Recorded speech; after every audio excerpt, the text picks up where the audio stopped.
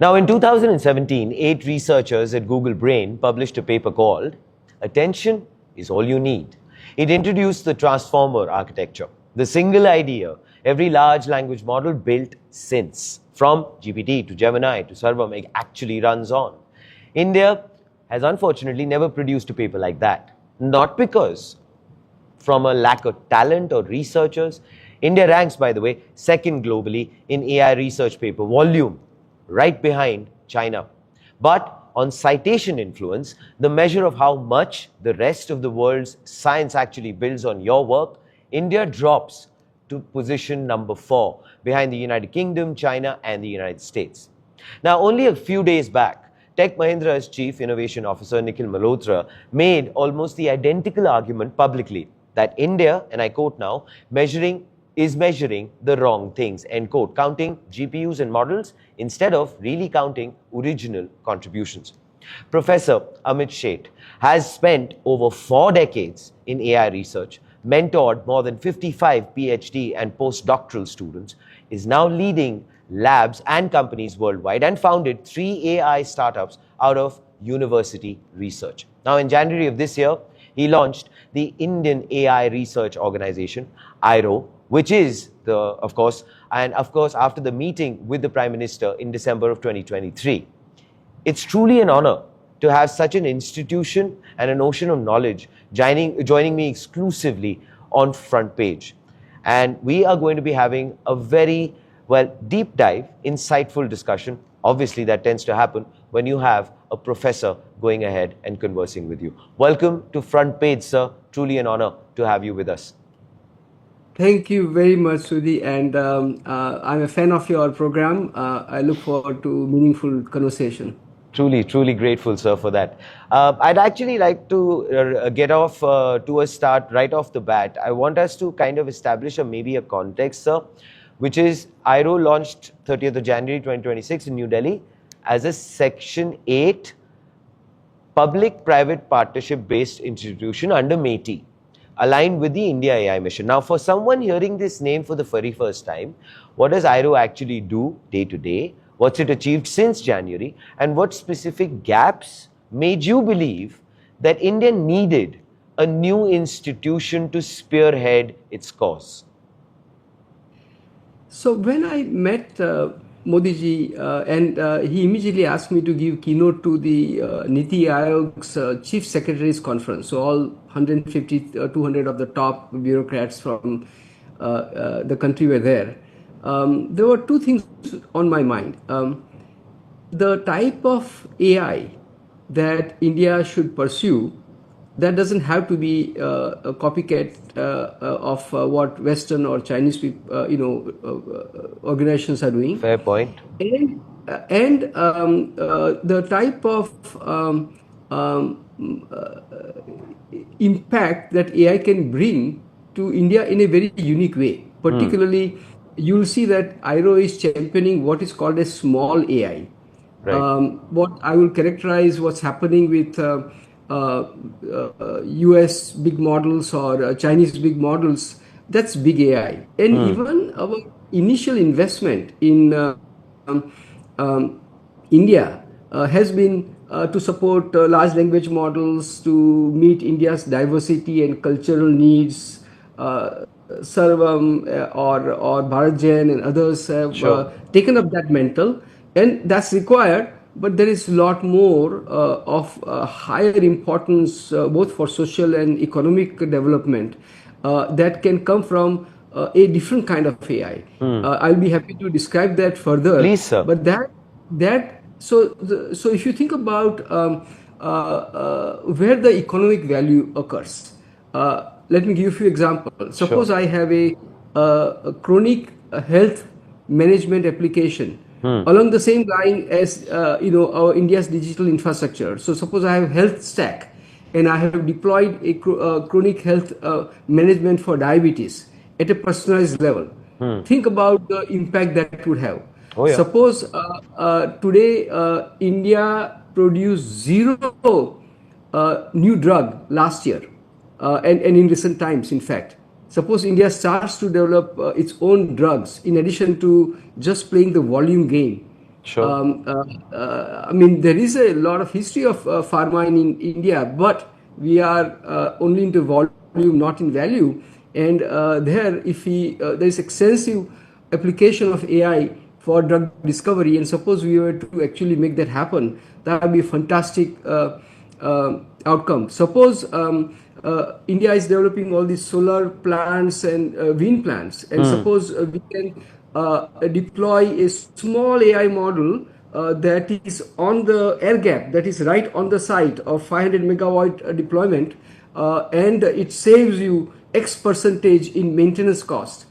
Suddenly your Wonderful. productivity and thing will True. go up. Suppose I put a very small air gapped model on the semiconductor fab with very complex data continuously collected with the quality of material coming in, the process, temperature, all that, and in real time monitor anything going wrong, and help solve the issue, identify the problem, and solve that as fast as possible, reduce the wastage of products that would have happened if the error was not identified. Sure. We'll save massive amount of money, True. and so go forth. And all the examples I gave you, I don't need large language model. I don't. In fact, what I need to do is to create an AI model that is trained on the data Yes. of that particular enterprise, that particular.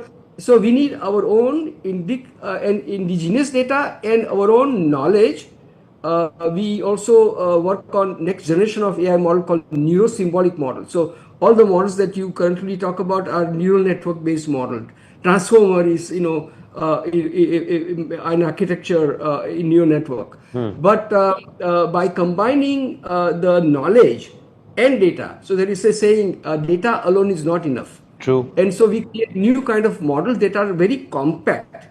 They are custom, solving very specific problem. They are not wasting. They are not being trained on all the data of the world. They are being trained on the data for the problem being solved. Correct. And they are neuro-symbolic. And then they can mix and match different agents. Then these models are very cheap to create, frugal, and they are purposeful, solving very specific problem. And this model become core of a product that Indian companies and startups can do it for India and for the world. That way, we can capture a very significant market, just the same way the West has captured the consumer market. True. So we have a lot of exciting opportunities, and this is just one early view of the small AI. So, for example, IAIRO is building sandwich platform. In fact, we already have a version of it, on which we already have onboarded first startup to co-develop the small model. Fabulous. So the way it works is that this is a platform that allows you to create model for all of these applications that I mentioned in collaboration with the company that wants to deploy it, or a startup that wants to capture a market. And this model get developed at a fraction of the cost. I had once heard, probably on AIM or somewhere else, that a typical startup would spend $7 million and need 8 high quality people to develop the model. We would do model at a fraction of the cost in much less time in a co-develop mode, such that the model then gets IP is transferred to the company, and with that deep IP, investors are very ready to support them, and we can go on very fast. So this is a I think shift in the kind of AI that we are bringing in, and we are looking at it in a very comprehensive way. For example, just starting next week, we are offering a boot camp for some of the elite, some of the best undergraduate and master students in India from IITs, BITS, Plaxa, Wonderful. and a variety of organizations. They will do hands-on work for nearly 2 months and get trained in creating this model. So Wonderful. I'm increasing the capacity for creating this model also while working on the technology and all the other paraphernalia. But honestly, Professor, I mean, this is fascinating in terms of, the entire expanse that you've just kind of elaborated for us. Obviously, I want to get into the details of the fact that, 2 things come to my mind. One is, of course, I had a wonderful conversation with Professor Rajiv Singhal, and he pointed out some things which I thought were exactly what you're talking about, right? He talked about this entire making a list of 1,000 problems that India is facing. Let's go ahead and try to solve 100. Then from there, scale things up, etc. All of that. But also, he mentioned something which I thought made a lot of sense to me. He said that people in research or people who are experts need to be a part of the committee which is actually taking the decision. It cannot be just the bureaucrats who are probably not, and I'm not pointing a finger, but I'm just saying, who are probably not as knowledgeable or probably are stuck in some sort of red tapeism, call it whatever it is. But it just slows down the process. It kind of kills the excitement before it's kind of taken flight. That's one thing. The other aspect which I'd like you to please shed light on is, what you're talking about, sir, is something which is going to impact our lives as general citizens of the country. Why is it that we are not even aware of it? Why is it that people are not talking about it? You know, these are some fabulous, initiatives that you're talking about that IAIRO has taken. Not a lot of people tend to kind of understand things like this, I'm talking about the general media, in terms of going ahead and really kind of, bouncing things up, because this is a wonderful pathway that India can take, where we don't need to compete with an OpenAI, we don't need to compete with an Anthropic, etc. And we can build our own sort of a world. Yes. So let me take your Sorry, I took some time, but I spoke from a lot of passion. So perfect. Let me take your first question. And I have a fantastic story to share with you on this. Before I came to back to India, as you know, I was in US for 44 and a half years. I would frequently visit India and visit all the academic institutions. I had an offer to be a vice chancellor and founding director of one of them, but time was not right. And all my faculty colleagues used to tell me that the whole research funding system was broken, that they would have bureaucrats make decisions, and that they would get 2-line review of why accepted or not accepted, right. And very little input from the right people who can judge the quality of proposal and such. Well, I have to give credit to this new institution, ANRF, and in particular its CEO, Shiv Kumar Kalyan Raman. We, by the way, both were at Ohio State at one time. I was a few years ahead of him. Wonderful. But Shiv has completely transformed the process of funding, and he took a chance on me along with a couple of other colleagues. So I was asked to co-chair the big AI for India, AI for Science and AI for Engineering mission proposal panel. So I co-chaired that, and I'm happy to say that in the end, I had the satisfaction of having put in place the process with my colleagues that joined. That is no worse than, as good or even better than National Science Foundation that I have served for many, many years. That's brilliant. So what happened this time is that every proposal, so I'll just talk about one of the mission thing. It had roughly 500 proposals. Every proposal got 3 and detailed reviews, not Wonderful. something small, and sometimes 4 or 5. Secondly, we shortlisted from these 1/10 of them and called them for a presentation. So they had a video presentation, then we had question answer, and then we had deliberation in the committee. So we literally spent 40 minutes or more per proposal going through that in extreme detail. Wonderful. Another thing that I can say for sure is that there were no favoritism. That I sense that everything went through the merit, and every team that presented, that were these finalists, went with the feeling that they were really treated very well. Whether we were able to offer them or not, they very much could see that the significant effort that they had put in to create large teams and write this Right. proposal for 10, 20 crore, budget, they got respect, and they got real feedback, and they got good sense that they were treated very, very fairly. Wonderful. So I think that we have transformed our in a matter of just a few months now. Sure. Our thing, and I had some exceptionally good colleagues on the panel that came from all over the India, and they were all very qualified and respectful. So I think we are changing that. So that's a very, very positive story for It truly that is. yeah.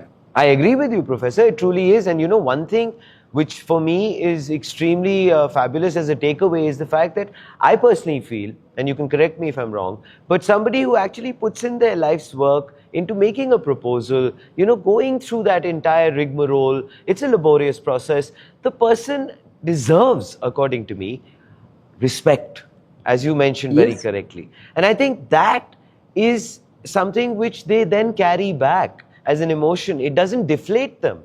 It motivates them to say, okay, fair, we didn't get it, but at least we got a rewarding sort of an interaction, which is what probably goes ahead and makes it far more forward-looking for them.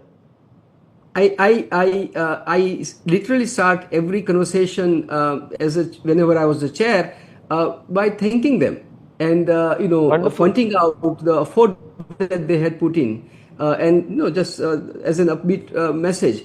And the ANRF staff has also put in tremendous effort in that. So I think that the whole organization is of a kind that we will not had before. Earlier there were some decisions made in DST and this and that, but now something like ANRF is really a professional organization, and I think taking us forward. And I think there will be a lot more energy among the researchers in competing for these funds. Although we do Wonderful. need a lot more funding. We were only able to fund 1% of the proposals. So That's fine. I would like to. I like to see that go to 5 to 10%. Oh, for sure. Yeah, but For yeah. sure.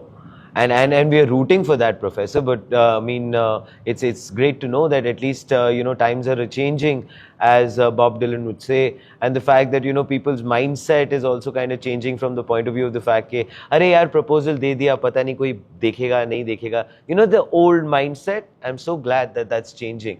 Which brings me to this. You just spoke about the fact that you would like that number going up. I'm just going to share a number with you. India ranks second globally in AI research paper output, behind China, as I had mentioned earlier. On citation influence, India ranks fourth, Professor. Sudhi, I'm not sure in AI I see that. Okay. So, for example, for many years, I'm a fellow of AAAI. I go to one of these largest conference, AAAI or NeurIPS or EMNLP and others. For every one paper from India, there are more than 20 from China. So, and there are 6, 7 from US. So I do not see the volume, but I also don't see the quality at all. That is the question I was going to ask you. What, according to you, is the gap then, Professor? That's what I wanted you to probably shed light on. Yes, so the gap is tremendous. It shows up in the innovation that DeepSeek and Kimi models showed.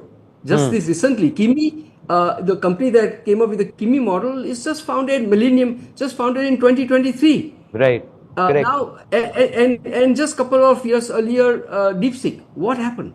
When they decided to do these organizations, they had access to world-class trained PhDs and researchers.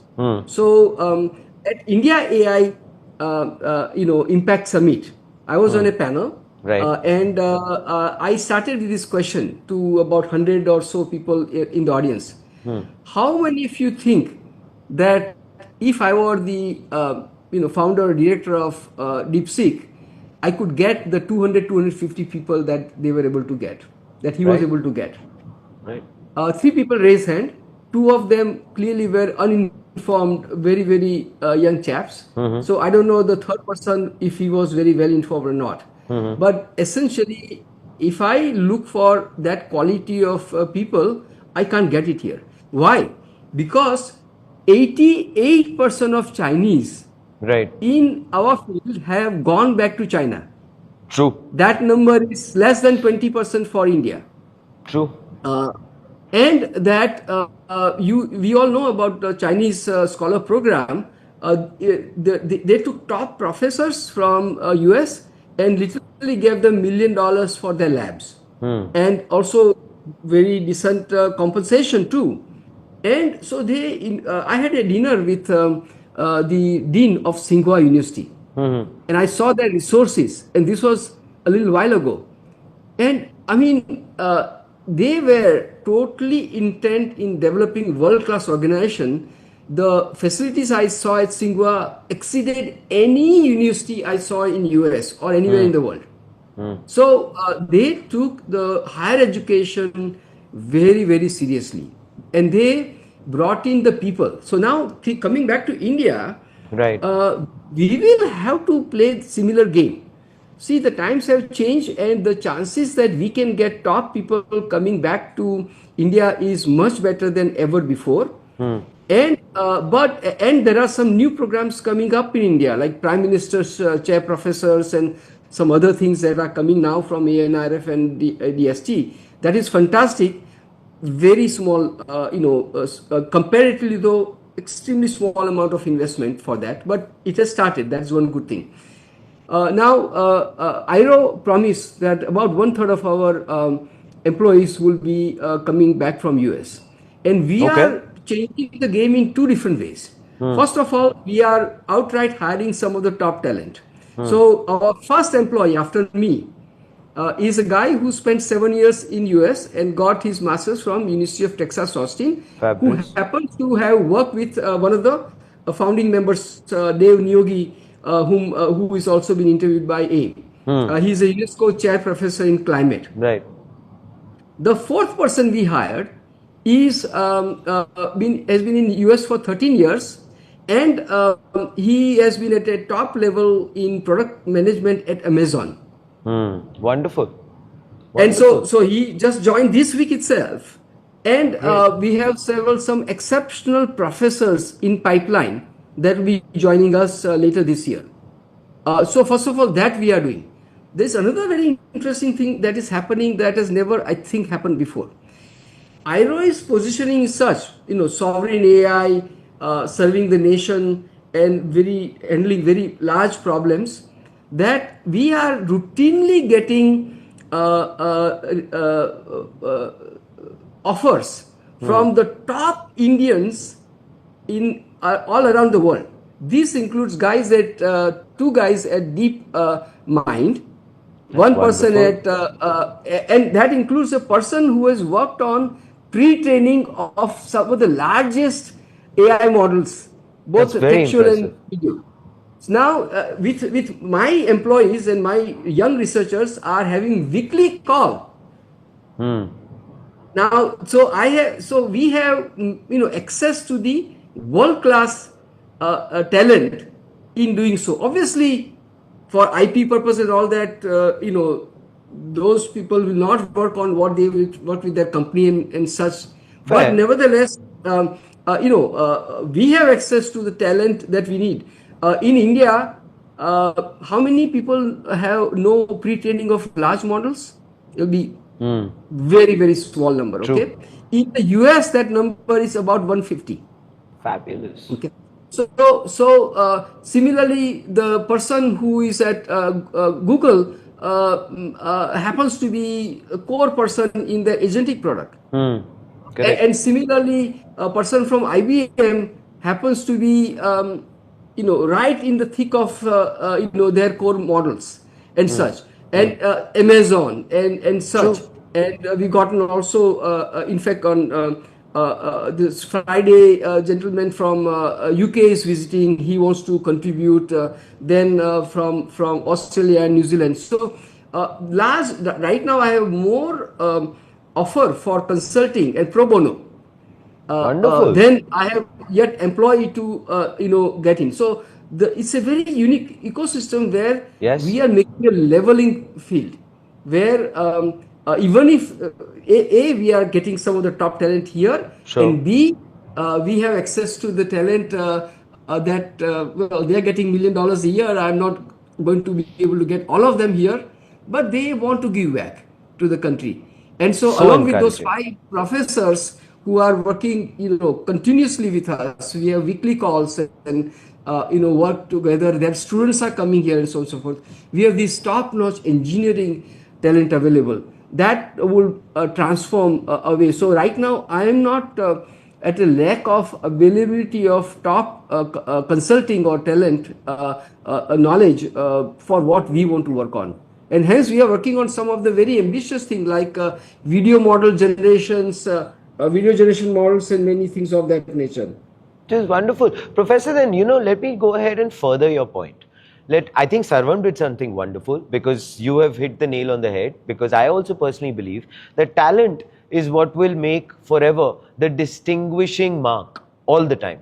Now, Sarvam has very recently gone ahead and brought on Mr. Devendra Chaplot, ex-Mistral, ex-Thinking Machines Labs, briefly at XAI, etc. You know the entire resume as far as that wonderful gentleman goes. Now, he stays based in Palo Alto, working from Sarvam's new San Francisco office. So the question I have for you is, what you've talked about as IAIRO as an institution is trying to build an ecosystem, probably a runway, probably more like a networking system which will allow various other industries to have access to things. That's the way I've been able to understand it till now. But how about the industry itself going ahead and taking that initiative, because that will only further accelerate the process? Now, Sarvam moved to him, he didn't move to India.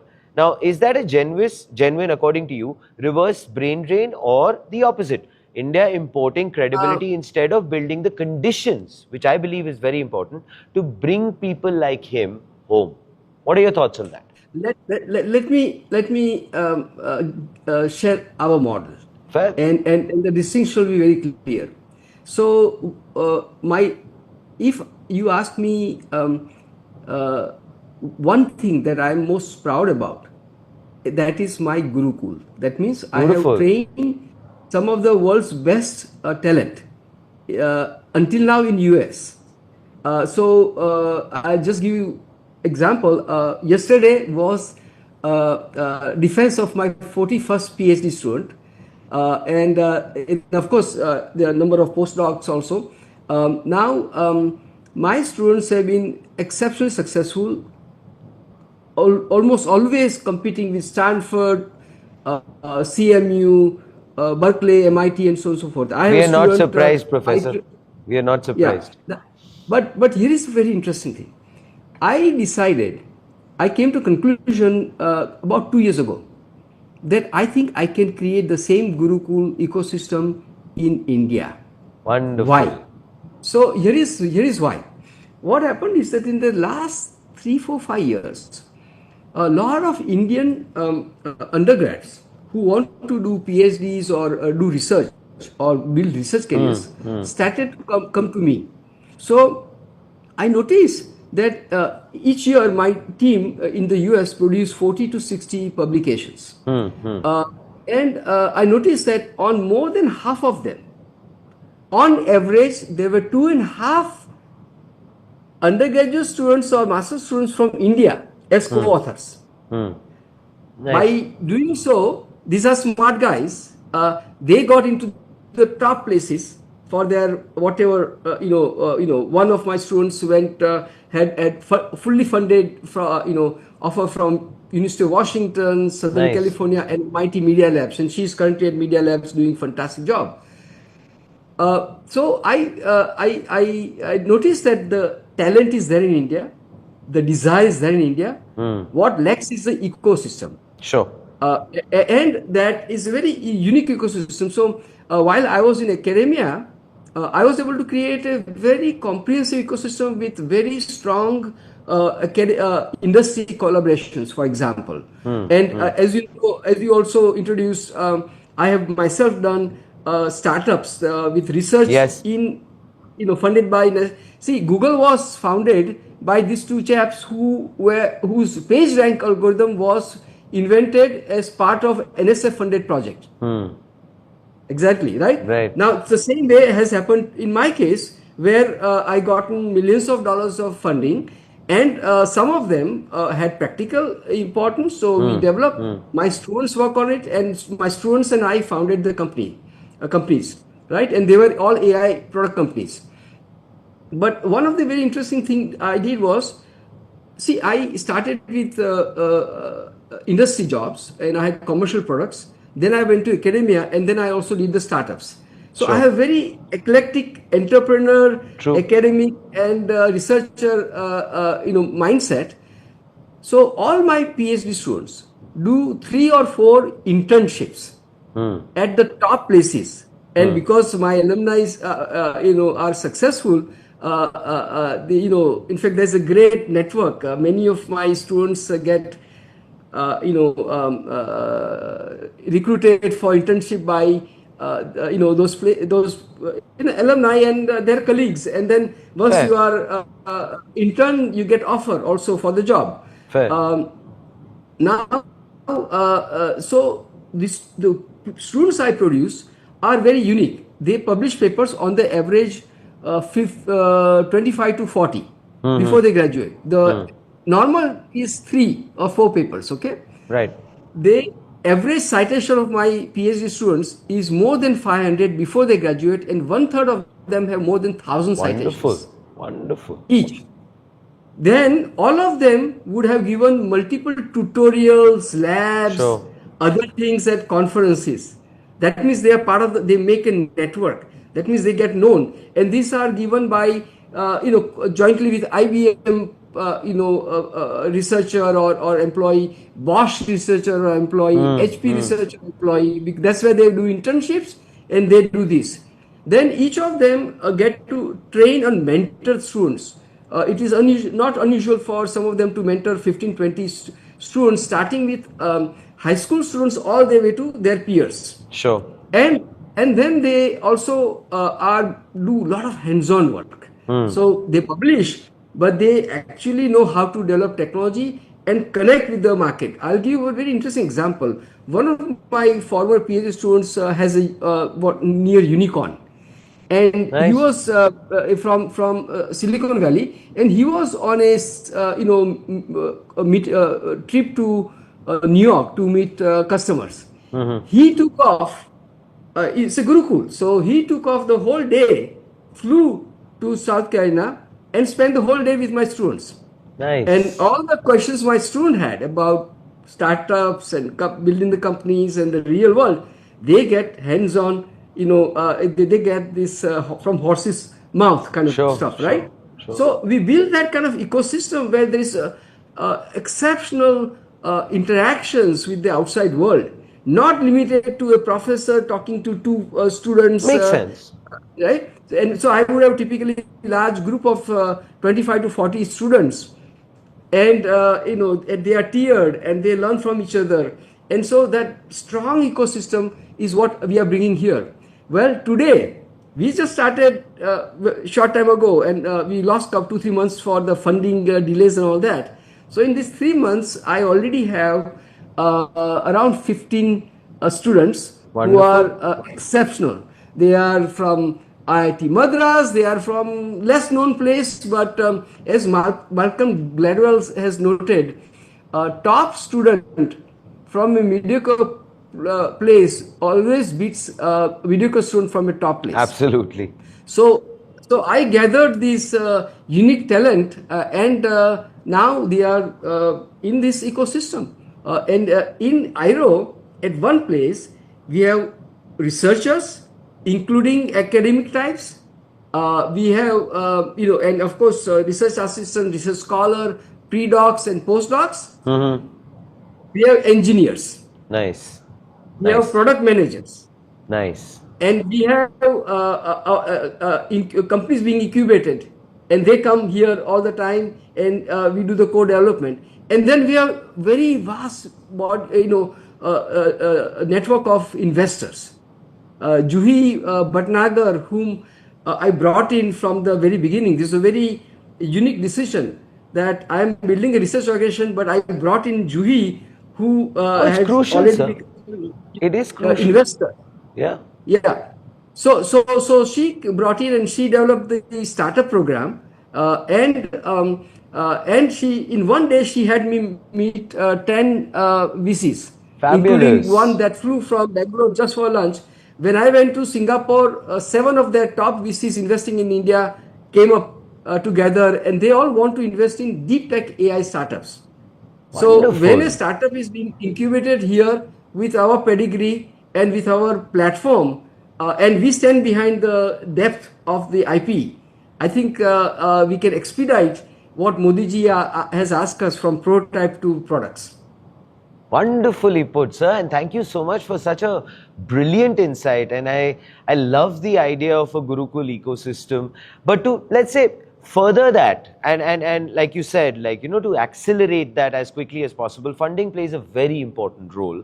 So, you know, only very recently I was having a conversation with Professor Kesavan of Bitsom, and he spoke about a few things where where he says that, you know, in a way, what he's also trying to do is he's trying to create a corridor where a lot of the funding is coming from San Francisco, all right, because, well, let's say that's a lot more of a mature sort of an ecosystem. So at least it doesn't frustrate the students who are just passing out with a degree, who want to go ahead and get into that. So having said that, I want to talk to you about this. He gave me a few figures. He's talked about, you know, India only ends up spending, for example, only $75 billion as far as research is concerned. When you compare that to the United States, it's almost 4% of its GDP. China does somewhere about 3.5%, etc. Which brings me to this then. I had this thought, which I wanted you to probably go ahead and educate us all on. Now, Indian capital, both private and government, has historically flowed toward companies with commercial traction, not toward unproven, high-risk, foundational research, the way, let's say, a DARPA-style funding works in the United States. Now, is that funding culture itself the actual root cause, sir? And does India simply refuse to bet on research before it's already been proven somewhere else first? Because somewhere I feel maybe that is something which maybe we are lacking in confidence. I'm glad you asked this question, and I wish I can portray as bright a note in this particular area based on my personal experience that is already there. But I'll also show some, share with you some ray of hope. Yeah. The Indian corporates are now. I've had quite a few interactions with them. Are just not interested in innovation and investment in anything long term. Even for organization like IAIRO, which has a national purpose and all that, they are asking for short term outcome, just like they would hire a contractor to deliver on a quarterly basis. This mindset is very worrisome, and I do not have a good idea as to how that will change. Perhaps philanthropic organizations can step in a bit more. Mr. Vadvani, funded a couple of wonderful initiatives at IIT, Sure. Chennai, as well as Madras, as well as in Mumbai. Now they have moved to Delhi. But the corporates have basically, the ones that I've talked to, wanted something of commercial value in a very short term. Secondly, in things like of very high value, such as drug discovery, drug repurposing, I haven't yet found the right people willing to invest even time to bring in to understand what we can offer. So one of the collaborators in one of the 4 or 5 founding professors here, he has worked with IIT Madras, and he had a paper on genuine molecular discovery for a cancer application, and it has been published. It was in all Indian newspapers and so on and so forth. And we have built a prototype, a very solid prototype, to essentially show that entire process of how this discovery was done. So one of the area that we lead probably in the world is called knowledge graph. This is a very important new technology in in AI.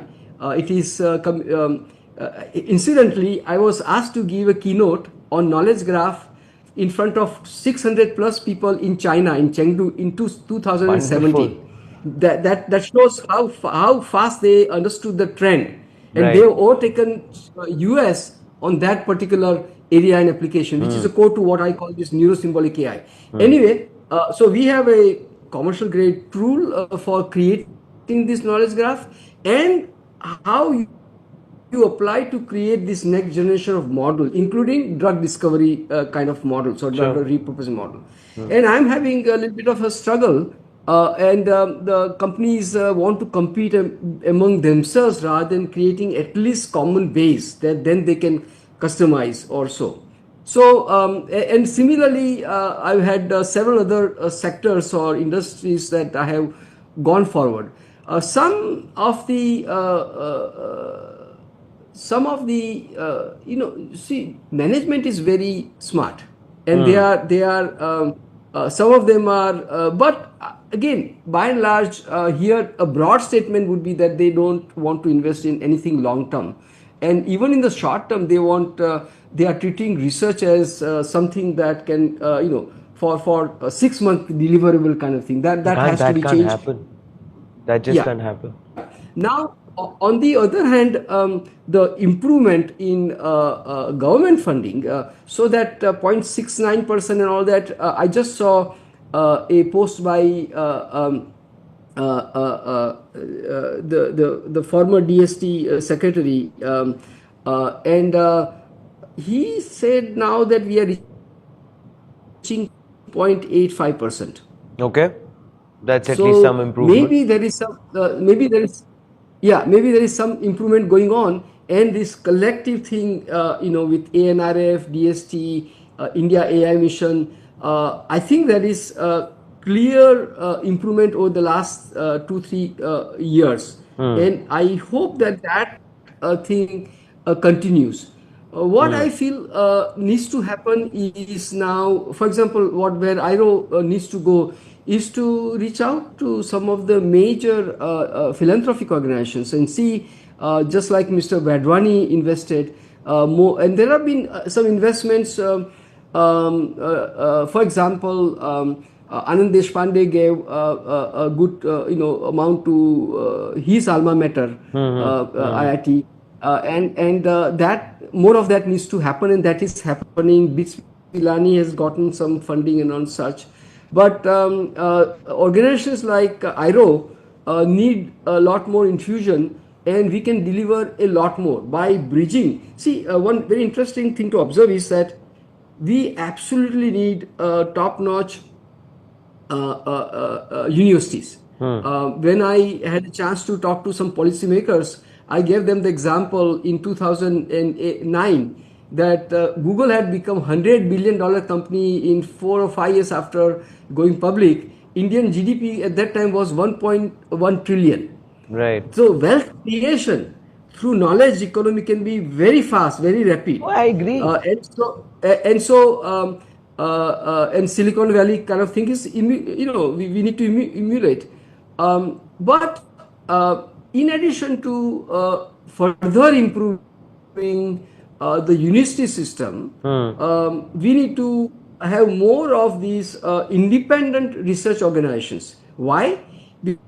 Because we can connect academia and industry and startup extremely well.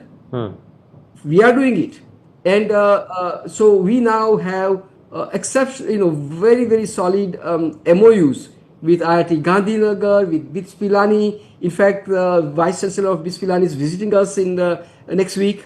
And of course, I met Dr. Muna many times, and we have collaborations with University of Pennsylvania. They came to us. University of Texas Austin, working on University of California, Irvine, and many others. And these are not for declarations. These are not for showpiece. They actually have concrete thing. For example, with Penn State, we are working on quantum AI. With University Wonderful. of Texas, Austin, we are working on weather and extreme weather models and urban, and digital twins. So, for example, one of the major application area of what we are working on is, let's say we have smart cities, and there are a lot of data out there. And how do you bring the value of those to citizens? How can you predict this unusual rain that kills hundreds of people in Uttarakhand Right. funds, Right. or urban flooding? And so the current weather models are, Yes. gross level, True. and so we It'll are help the developing hyper farmers, local. Professor, in such a Yes, big way. exactly. It'll help the farmers in such a Exactly. big If you way to can give plan them their crops, to plan their irrigation, to plan their pesticide control methodologies. I mean, there's so many things. And so, if you give them 1 or 2 day, advance notice, they can take down at least some of their crop before they lose all of them, Yes, right? absolutely. To untimely rain. So these are the class of. So coming to that general issues, if I may say, we have chosen health, pharma, Right. sustainability, so weather, environment, education, and power as our initial thing. We have products coming out in education. Here is a very interesting product. There is NPTEL courses, right? Yes. Now we have a plugin that will allow you to take that video on your self-pace. It builds a model for what you are learning. It automatically offers you evaluations, and then it points you to the gaps that it finds. So now, instead of a drab video that you have to watch for an hour or so, you have an interactive, personalized assistant to help you learn. Other thing we have done is to create a coursework for high schoolers in AI. So there is a very large NGO called Computer Shiksha that has been teaching computer science to 22 lakh students in 28 states. And its founder is also from BIS Pilani. And when I got distinguished Alumnus Award, he also got a service award. And he said, "Can we give them content?" I've been teaching summer camp in US for high schoolers. Fair enough. So we created the content. Now that content is being finally produced, and now it'll be rolled out in a couple of months to this very large case. So Very now nice. a 10-year a student in 10th grade would understand how Krishi, there is this company my former PhD student has, Krishi.ai, or I'm missing the name. And it gives services to the farmers. And so now this 10 grader can tell his father all the AI Wonderful. facilities available free of cost. Wonderful. And in their own language. So this is a way that we can, very quickly spread for social and economic value to the nation.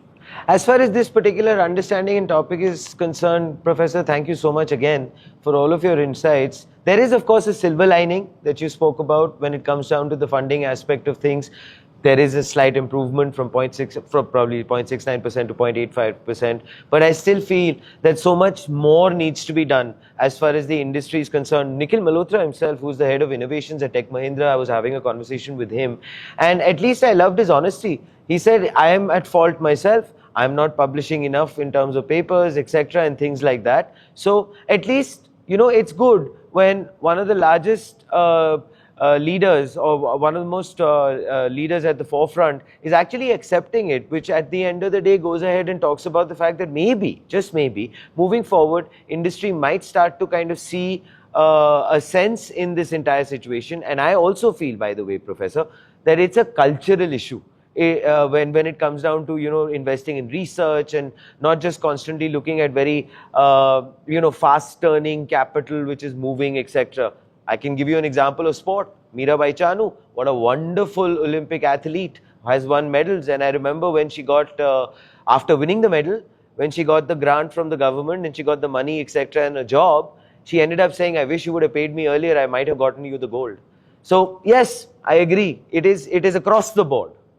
But now what is happening is that, see, in the West, I've seen the academic industry collaborations work much better than it does here. But now I think several of us are engaged in the activity to actually show that they can get very both short-term and long-term value.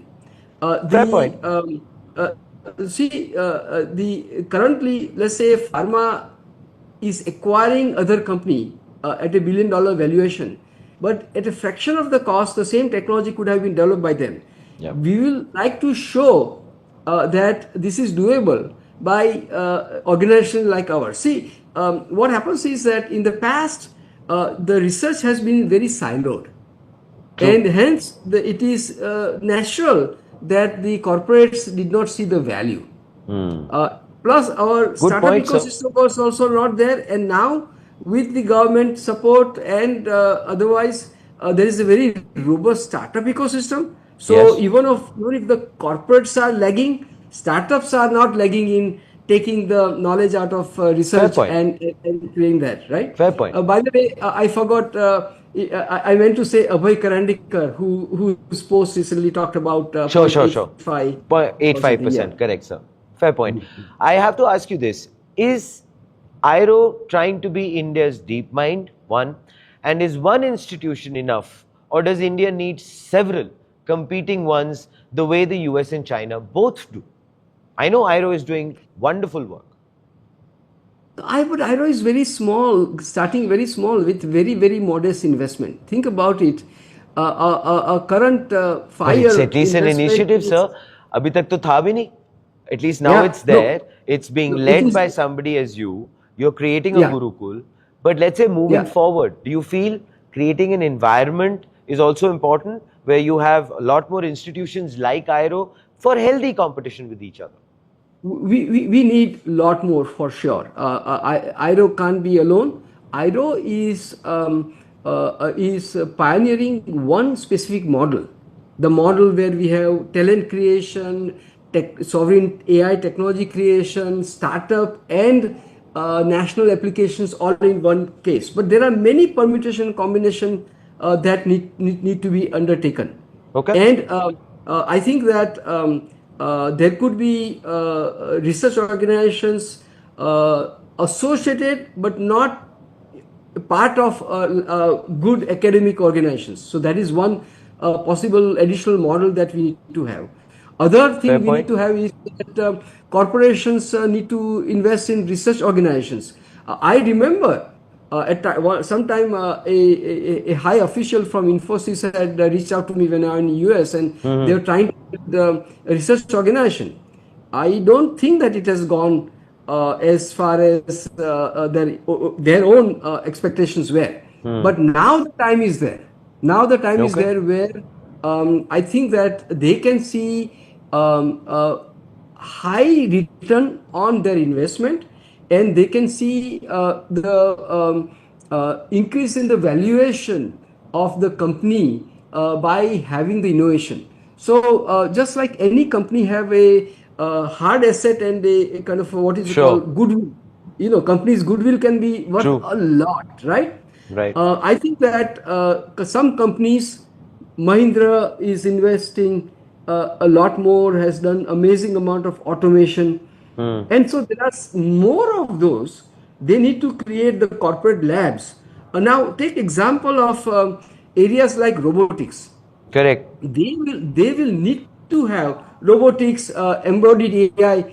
So IAIRO, after going for the core AI, we are going into embodied or physical AI and quantum AI. Wonderful. But if you take this new emerging area, they will have to have much larger investment in research. You cannot just continue to buy Chinese. I agree. Yesterday, we had talked about a colleague was here from Bispilani, Goa, and he's building humanoid-based operating system. But best option available is a 22 lakh humanoid from China. We can't. That's not the way for India ahead. So we are going to 100%. have to build our own hardware and our own software, and when we combine them, we can be a serious player on the world stage. So I Wonderful. just the same way in several areas. Just today I was seeing the news item that in six sectors, India's have some of the best manufacturing in the world. Yeah. And so the example of Dixon or L&T and so on and so forth. Sure. I think that that thing can be replicated in other fields, particularly these high tech fields, I think we can grow very fast. Fair point, sir. I, of course, can carry on this conversation, and because there's just so much, of course, still that I would like to go ahead and, pull the curtains back on. But I'd request you, I want to end on or conclude on this aspect, which I think is a high for all of us as Indians. And here I go.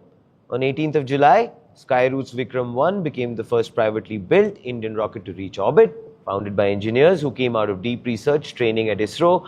And this was not a product-first startup playbook, sir. So is Skyroot the proof that your entire thesis works? That when India actually invests in the underlying science first, the breakthroughs follow. What does that story get right that most of Indian AI still gets wrong? And what needs to be done? Very briefly, Professor. I know you have spoken with so much of deep insights, but well, this is deep research. So this is your domain. Amen, tathastu. Hare Wah, beautiful, sir. Beautiful. Wonderfully put. And I can't like go ahead and say and anything to that, but just do this. I wish whatever you just said comes true. Professor, thank you so much. It's been, truly an honor having you with us. And I want to take this opportunity to please invite you again for an exclusive as things develop, as things go, because there is still so much that we need to go ahead and truly, in a way, spread that knowledge, spread all of the things that you're talking about for the people to understand that yes, India is moving in the right direction, albeit slowly right now, but with these conversations, it might help to accelerate things. Thank you very much. It was a great opportunity for me to share this story, and I think we are all in this together to, for a very, very rapid progress in India. Wonderful, sir. Thank you so much. Well, there you have it, ladies and gentlemen. I couldn't put it any better than the professor itself, and I'm not surprised. But please do let us know what are your thoughts in the comments below. This, ladies and gentlemen, is Front Page by the AIM Network. Like, share, subscribe, and always remember, think AI, think AIM.